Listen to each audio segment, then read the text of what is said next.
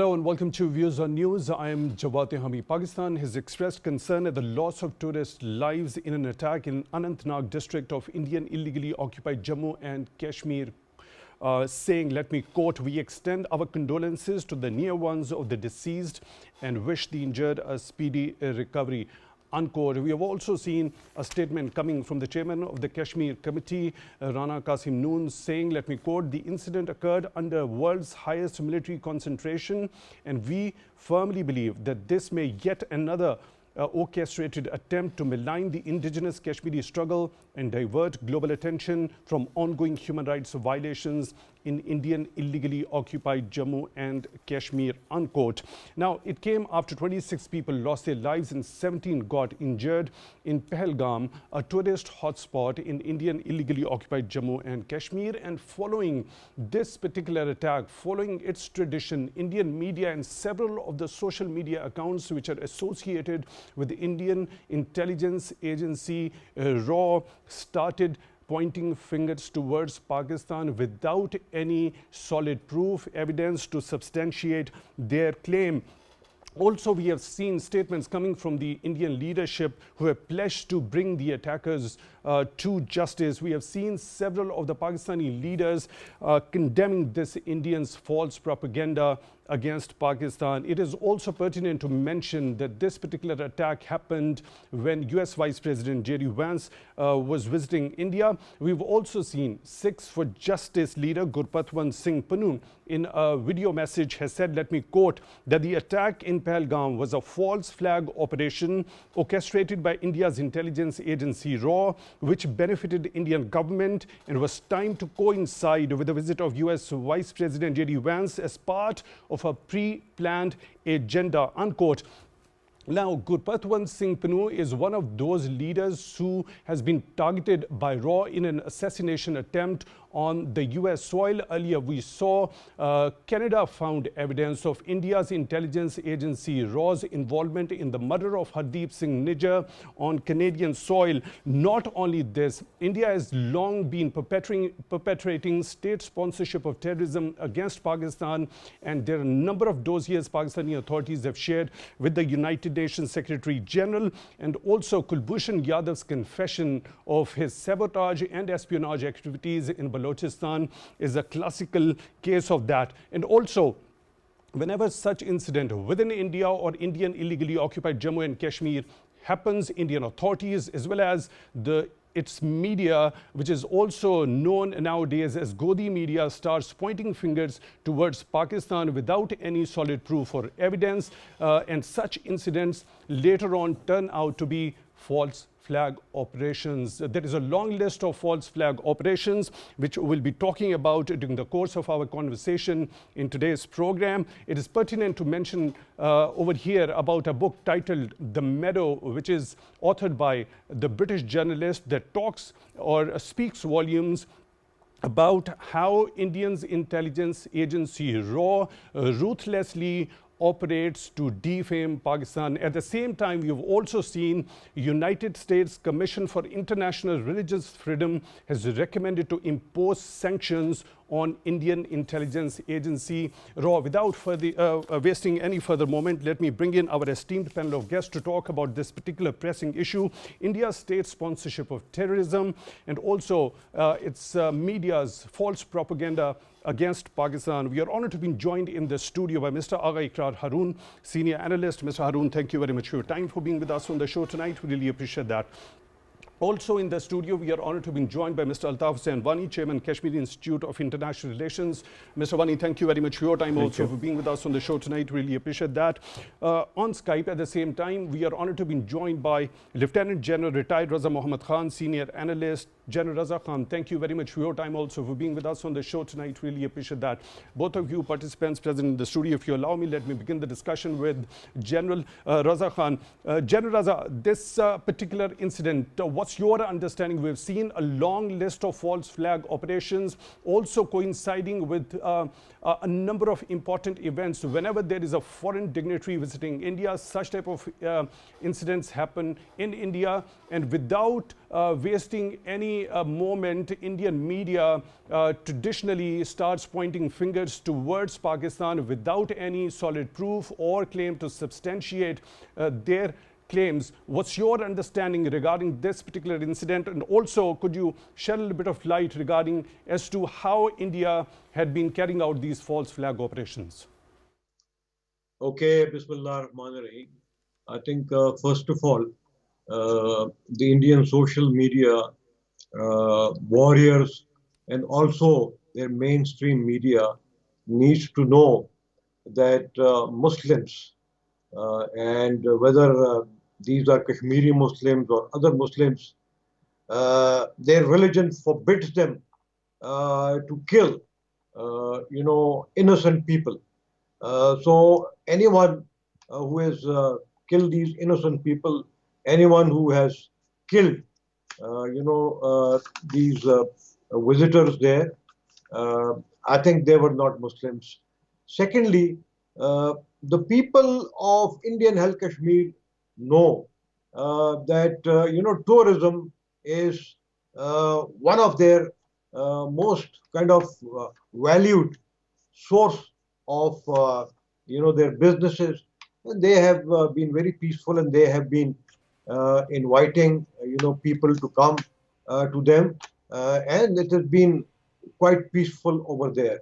So obviously, I think these were not Muslims. These peoples were not Kashmiris, and if that be so, then probably there were some Indian homegrown terrorists or some Hindus or people from other religions or raw operatives. It is ridiculous, that one of the newspapers reported the Indian National Intelligence Agencies and some of their other sources, quote unquote sources, saying that probably there were three people, three Kashmiris, and they're talking now of Kashmiris from the Indian held Kashmir, who visited Pakistan in 2018. And look, now it is 2025. So they are trying now, to shift the blames on people who may have 6 years back visited Pakistan, or they may not have visited.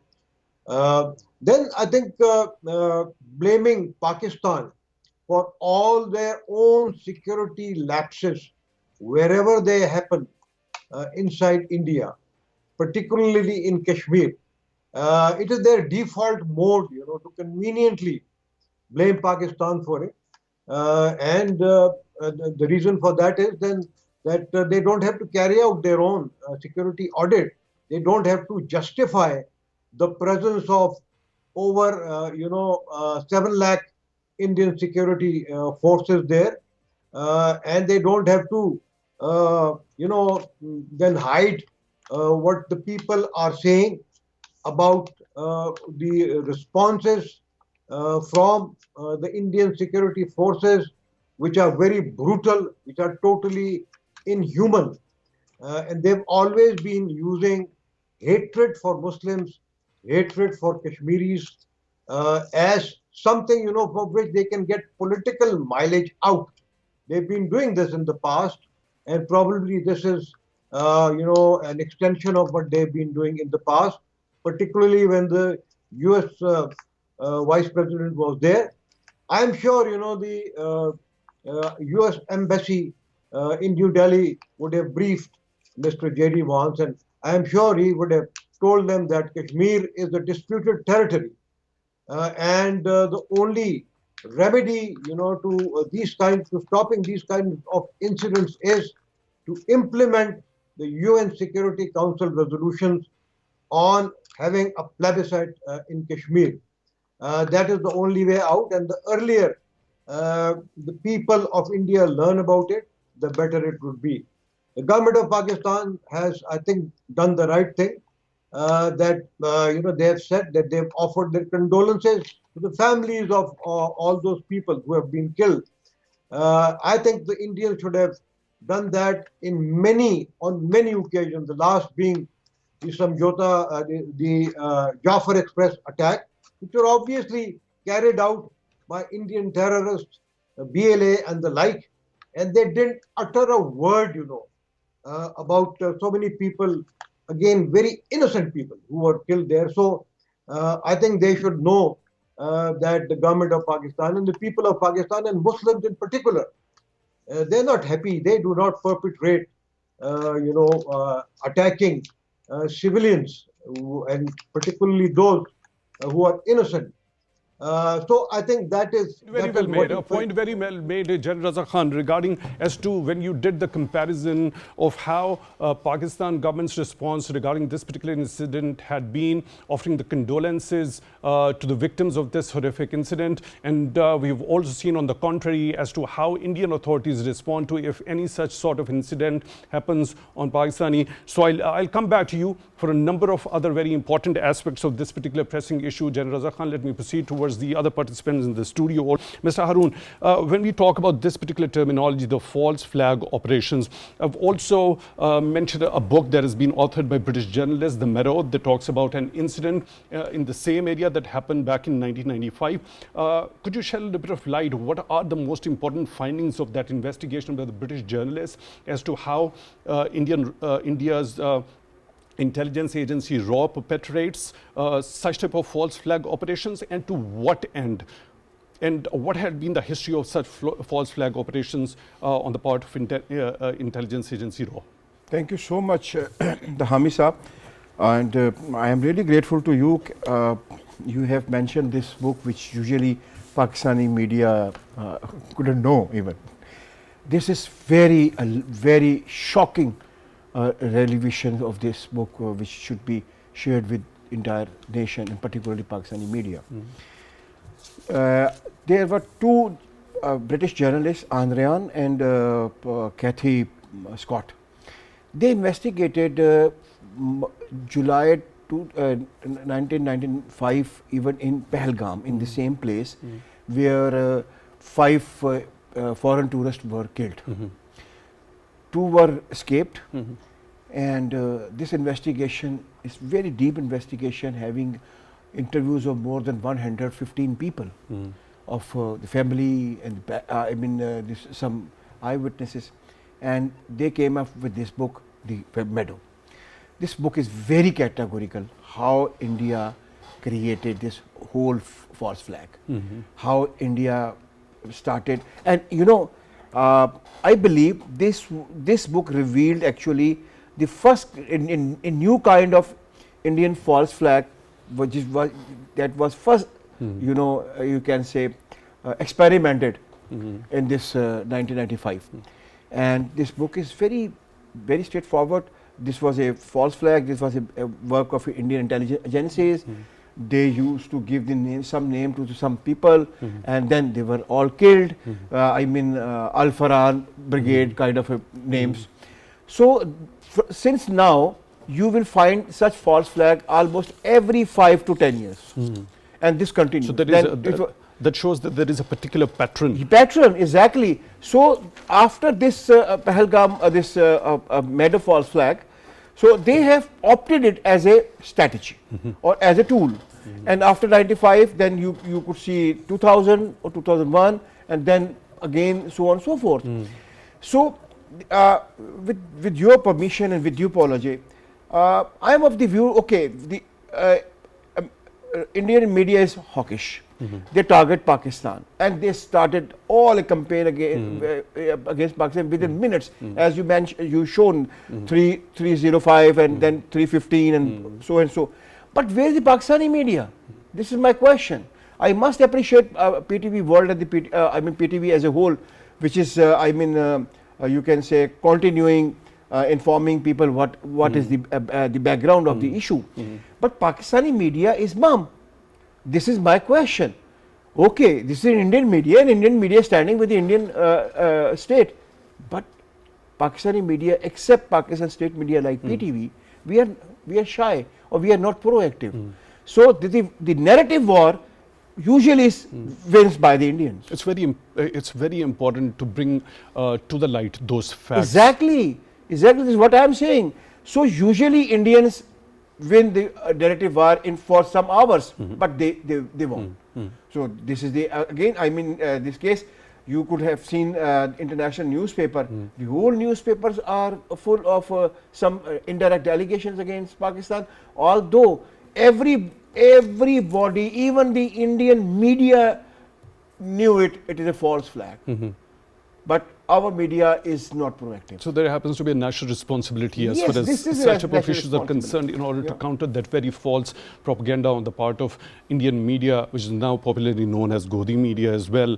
There's been a sinister campaign on the part of the Indian authorities. We saw that very case of This is actually script. I tell you. disinformation, which was busted by the EU disinfo labs also. Let me bring in Mr. Wani into the discussion also. Mr. Wani, we see the presence of so much military over there in Indian illegally occupied Jammu and Kashmir, particularly post revocation of Article 370. This is a fact that's also been mentioned by the Chairman Kashmir Committee, that this incident occurred under world's highest military concentration. At that particular place where it actually has happened is hundreds and hundreds of kilometers away from LOC. So why would Indian media start pointing fingers towards Pakistan?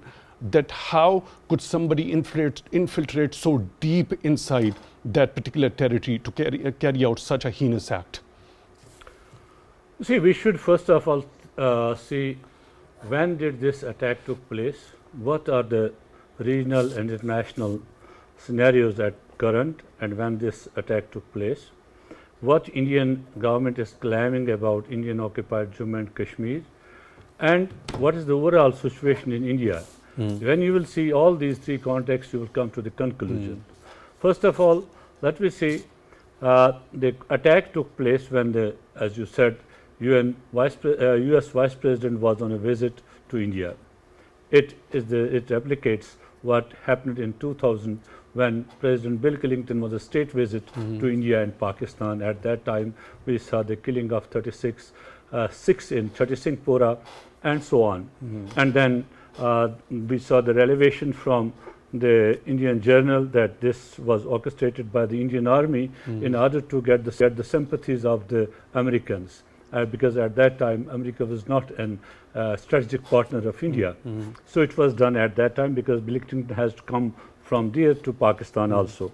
But the much has been said by the Bill Clinton himself when he wrote an epilogue to the Madeleine Albright's book that I should have not visited, if I have not visited India in 2000, I would have saved the lives of 36 by the Hindu militants. This is what the Bill Clinton says himself.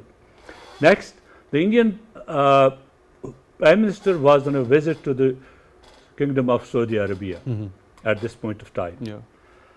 Third, there were agitation throughout the India on the Waqf bill because India was now polarized, not only in the Hindu Muslims, but all other political parties and all religious minorities were high up in the arms against the Waqf bill in India and against the BJP's. The sinister design is to suppress the minorities in India. So under these three circumstances, this thing happened. And what you said, where it happened in a place which is highly militarized. Not only the Indian occupied Kashmir, which is whole highly militarized, but this region, which is a tourist hub, is a highly militarized, and you have a rapid force, their rapid task force within 1 kilometer vicinity of this place where this attack took place. So you can see yourself how can these people manage to go there under such a security grid? Why there was not any response from the Indian Army, from the security agencies, from police, from other paramilitary forces which are there on each and every inch of Pahalgam. You can see there. There was no from that. So who gets the benefit from it? Not the people of Kashmir, not the resistance of people of Kashmir, because leaders of all parties, Hurriyat Conference and Kashmiri leaders of all shades have always condemned such acts, and we don't believe in this bloodshed. We have always been there for a political solution of the Kashmir freedom struggle, that is the United Nations resolution. But who is getting to benefit from it?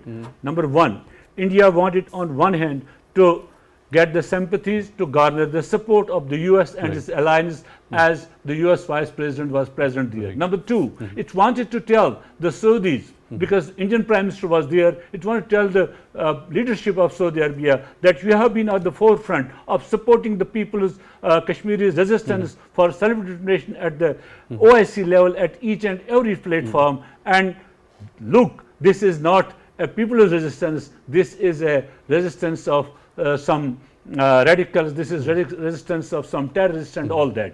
They want to convey to them.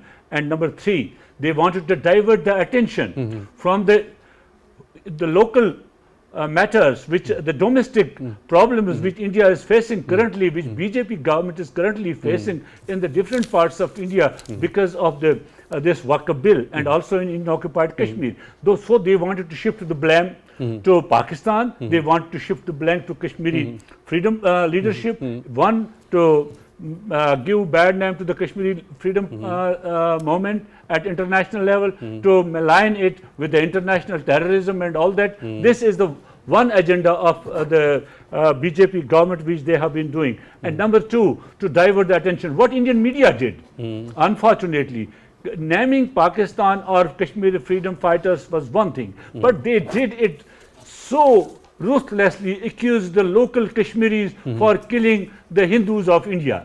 And they are putting the lives of hundreds of thousands of Kashmiris who are working in India, in different parts of India, who are there to do business, and the Kashmiris who are under education were there. They have put their lives on risk. But on the other hand, what we saw, what the people of Kashmir did, they gathered in Lal Chowk, they raised the slogans against the Godi media, what they are portraying, and what those who survived there, they said that how the people of Kashmir saved us from there, and nobody asked us that were you Muslim or you are Hindu. So this is very important for the international media, for the international organization, and for the international players to know that what has been the India's playbook in past, which was exposed by Bill Clinton's revelation, which was exposed by the former governor of the Jammu and Kashmir, Satyapal Malik, which was exposed by the Meadows, Why the Terror Begins, by Andre and Kathy Scotts, what they exposed, how Indian agencies were well in know of the kidnapping of the foreign tourists, and the India did not had any of the operations to have the safe release of those tourists. So the net result of these attacks is that the net beneficiary is BJP, the net beneficiary is the government of India. Some very important points that you've highlighted in your take. I would love to go into the detail of a number of important points that you've highlighted, but at this particular point in time, I'll have to go for a quick short break. After this particular break, we'll be resuming the discussion from here. For that, stay tuned.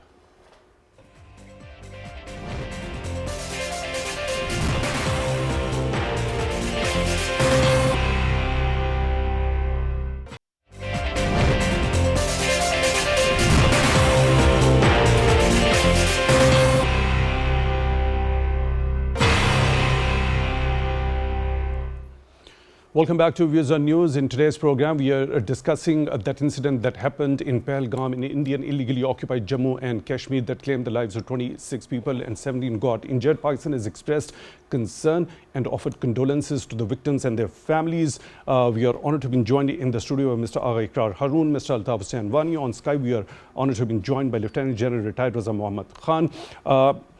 General Raza, in your earlier take, you were of the view of the security lapses within India. We've also seen one pertinent point mentioned by Mr. Wani also. After post-Pulwama, India resorted to a misadventure and got the bloody nose as well in return.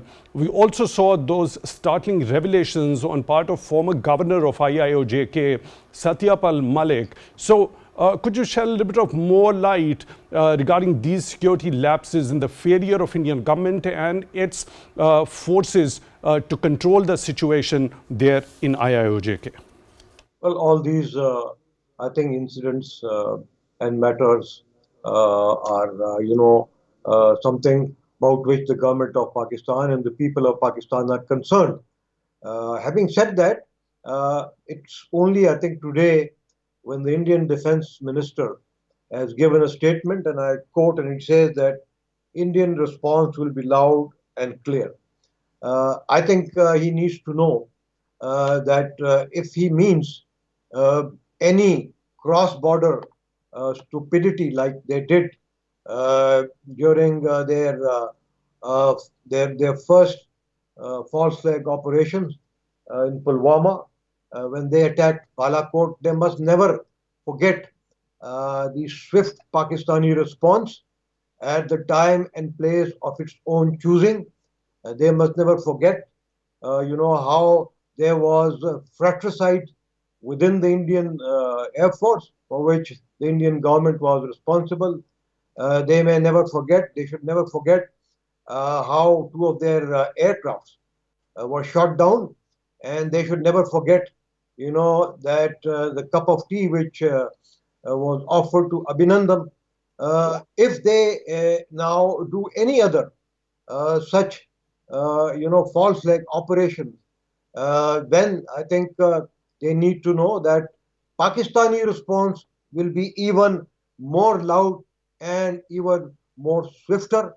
So we hope that better sense prevails among the Indian leadership, and they should pay attention to their security audit and make their own sort of lapses being known to their own people, because if they are spending 3/4 of the $75 billion of their total defense budget on retaining Kashmir, and if it is becoming untenable for them, they really need to change their policies, and they need to tell the people of Kashmir and everyone else that these present policies have failed, and they need to revise them.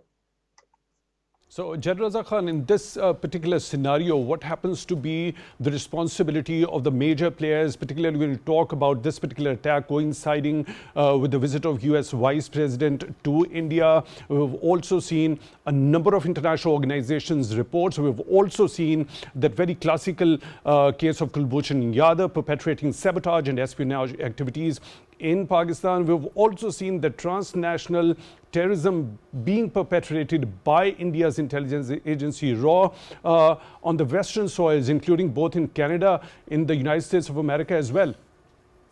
So I think first of all, they need to censor India for undertaking terrorist operations, for trying to send BLA and other terrorists inside Pakistan, for supporting, the nexus of TTP, BLA and ISIS in Afghanistan, for misusing Afghanistan's, land for attacks inside Pakistan, and also for providing logistics, financial, and all other support to terrorists, not only in Afghanistan, but all over the world. And I think while President Trump has given a message to India that he is with them, I hope he also gives the messages to them to stay away from, helping terrorists or undertaking terrorist activities in Pakistan in particular, because this can lead to escalation. It is a matter, Kashmir is a matter, among three nuclear powers, India, Pakistan, and China. And if, some kind of, a war starts between India and Pakistan, it will be very difficult to contain that. And it is going to destabilize not only South Asia, but it could destabilize the whole world. And therefore, I think advice from the United States on these lines to the Indian government, I think will be most appropriate.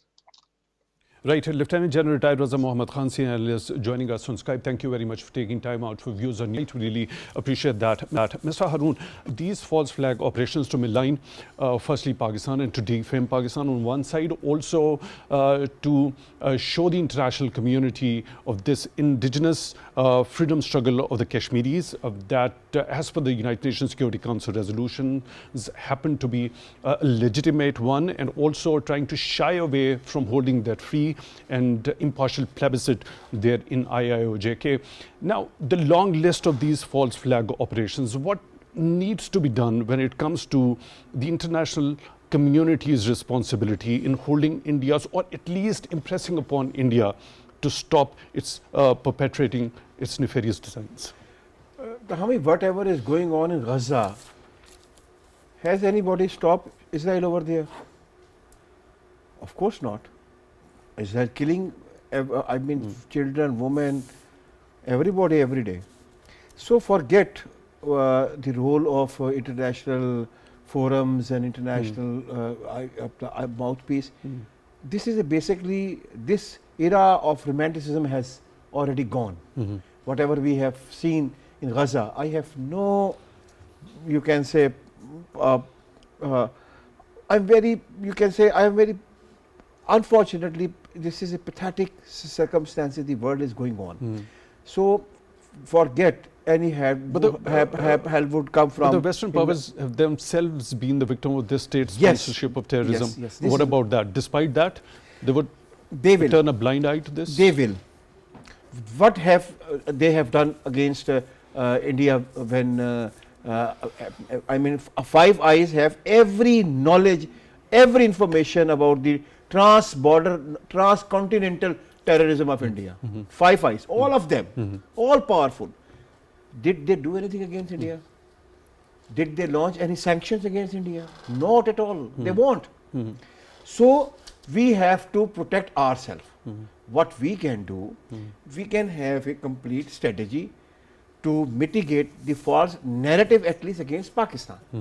For that matter, you need to sit, you need to work, you need to decipher, and you need to dissect whatever the India is providing.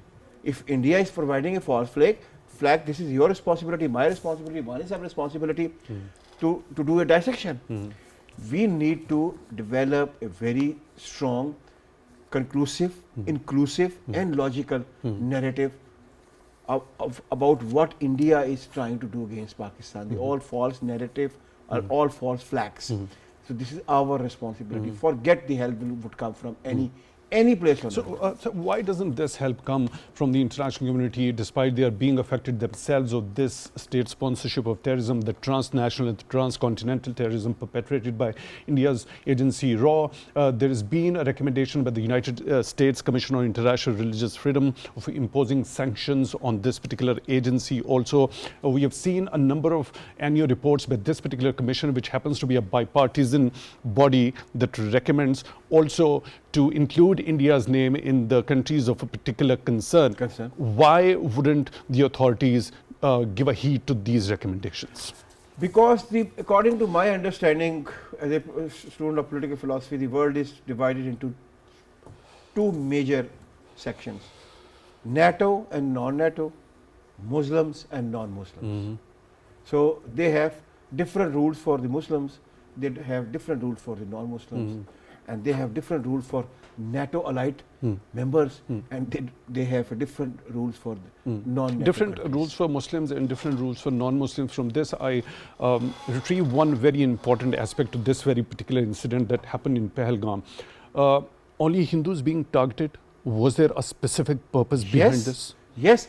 Remember, the wife of this Vice President of United States, she is there, she is a Hindu. So, what they, as mentioned by Wani Saab, India tried to portray that these, Kashmiris in Indian occupied Kashmir are not innocent, they are terrorists, therefore we are killing them. This is what they want to, and look, they have killed Hindus, and you remember they have already given another angle. They, terrorists checked their ID cards and then they killed them. Okay, if they are Hindus, they would kill them. So these are all a part of, this is a complete script by DN. Script. And this script is usually shared with the Indian media also. So this is decided, the news will come, you will do this, you will do that, you will do that, and then the whole stage is set within 2 hours or 3 hours, and then Pakistan is in front of, the butt. That is it. You're right. Mr. Wani, two very important questions, different aspects of it. Firstly, how Kashmiris are affected generally after such an incident happens, especially when it comes to the impact on their livelihoods and the overall economy, particularly when we talk about this particular place, which happens to be a tourist hotspot. A considerable chunk of economy depends on tourism in Kashmir also. So how generally they are affected, how the economy is affected, and how they cope up with such an impact. And also, at this particular point in time, as you already mentioned, there is a statement by the Chairman Kashmir Committee also that this particular attempt could be to malign the indigenous freedom struggle of the Kashmiris. I would like you to differentiate at this particular forum the major difference when it comes to the legitimate freedom struggle for right to self-determination of Kashmiris versus the term that India repeatedly so conveniently uses, terrorism. See, first to your first question, what the Kashmiris are facing, it's not new phenomenon for them. We have been facing this for a long, especially from 90s onwards. We have been facing this time and again. Whenever there is an incident like this happening in Kashmir, Indian media, Indian intelligentsia, Indian politicians and everywhere, they point fingers towards Pakistan and then to the Kashmiri freedom struggle, and always try to malign it with international terrorism.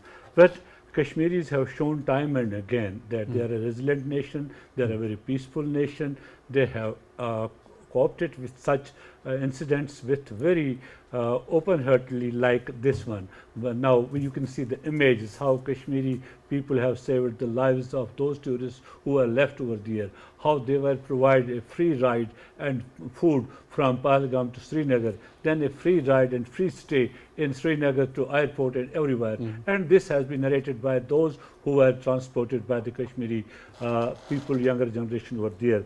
And we have also seen the people of Kashmir speaking to the Indians that, look, this is your government, what they are doing, what your media is doing, how your media is maligning our struggle, which is for right to self-determination. This is not to kill the Hindus and all these. Now a new leadership in Kashmir has emerged at last that has come up with this narrative that telling the Indians, see the truth, see what is happening really in India and what you portray here. And from the Indians also, they say that the Kashmiris protected our lives, but the Indian media, as you know, that's a Godi media that has been secreted by the government to tell what they say. Now, about the Kashmiris, how they live under this, you know, tourism is one of the backbones of Kashmir's economy. It has been for centuries. It's not new to us. And Kashmiris have been a hospitable nation for centuries. It's not new to the people of Kashmir. And so they do it. But it has been the Indian playbook from last 2 decades or so, that at the start of this tourist season, what they do, they stage such a false flag operation in Kashmir, then the whole of the tourism is shifted to Himachal Pradesh and other places of India. And while as India claims that there has been a rise in the tourism in Kashmir, and when you see it keenly, what is that rise? That is the religious tourism. That when there will be Amarnath Yatra, when that will start, you will see how that yatra will be guarded by the Indian forces from one place to another place, and there will be a huge chunk of people. And the government of India invites more and more yatris from different parts of India. They don't bring anything to the Kashmiris. They don't bring any thing in terms of economy to the people of Kashmir, but they make our ecosystem fragile due to all that what is happening over there. But the people of Kashmir still provide them the hospitality what they can. They live under those harsh conditions when there is security all over and there are guns pointed at them. But even then Kashmiris do that. But the India portrays it. So you see, there is rise in tourism, but nobody sees that this was not rise in tourism. This has not contributed to the Kashmir's economy. This was the religious tourism, which Indian government is doing deliberately to show the numbers to the world, to show the numbers to others, whereas it doesn't contribute to the Kashmir's economy and to the hoteliers in Srinagar, to other the industry which is based on this tourism. So this is a strangulation, economic strangulation of Kashmiris. What the government of India is trying to do by these false flag operations at the start of the tourist season, and all the ingredients I gave you earlier, that how this benefits the government of India. I get your point, Mr. Wani. Very quickly, in 15 seconds, if better sense doesn't prevail in India, if it resorts to any further misadventure, what's going to happen? This will be disaster, because just I'm sharing with you, the India has closed down the Atari border, and they said we would not follow the Indus border treaty. So any misadventure? They're going to get. I have fears they would go for. Okay, so what's going to be the response? Response would be just this like could be post disaster Obama? for the entire region. Mr. Agha, Iqrar, Haroon, senior analyst, thank you very much for being with us on the show tonight. Really appreciate that. Mr. Altaf, Hussain, Wani, Chairman, Kashmir Institute of International Relations. Mr. Wani, thank you very much for your time. Also for being with us on the show. Really appreciate that. With that, we come to the end of today's episode. Till the next one, take good care of yourselves.